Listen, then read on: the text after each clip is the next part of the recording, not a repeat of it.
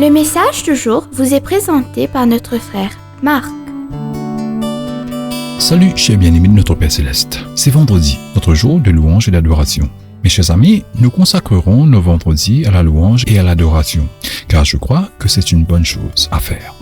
La Bible nous recommande de rendre grâce à l'Éternel, car sa bonté dure toujours. À voir le psaume 136.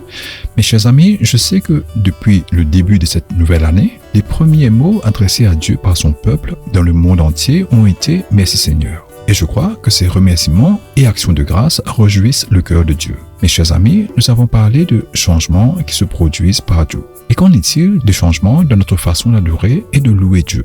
Oui, nous pouvons le faire. Je vais maintenant partager avec vous les paroles d'un magnifique chant de louange et je vous invite à méditer sur son contenu. Je bénirai le Seigneur et je lui rendrai gloire. Je bénirai son saint nom et je lui rendrai gloire. Les mains levées, la bouche remplie de louanges, le cœur plein de reconnaissance, je te bénirai, ô Seigneur.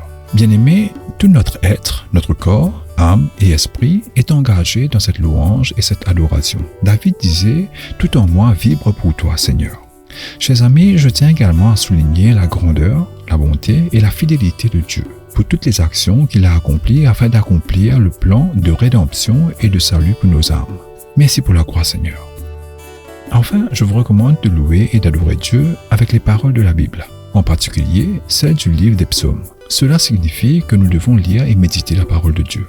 Bien-aimés, je crois que si nous faisons cela, et en appliquant les autres conseils que vous avez en tête, nous pourrons tous donner un nouvel élan positif à notre culte. Une dernière recommandation pour aujourd'hui. Priez, louez et adorez Dieu en esprit et en vérité, selon Jean chapitre 4 verset 23. Soyez donc de véritables adorateurs du Père.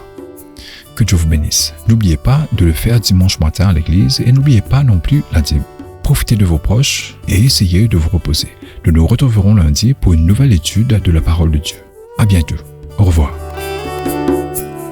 Si toi aussi tu crois que la parole de Dieu est une bénédiction, partage-la et sois une source de bénédiction pour les autres, toi aussi.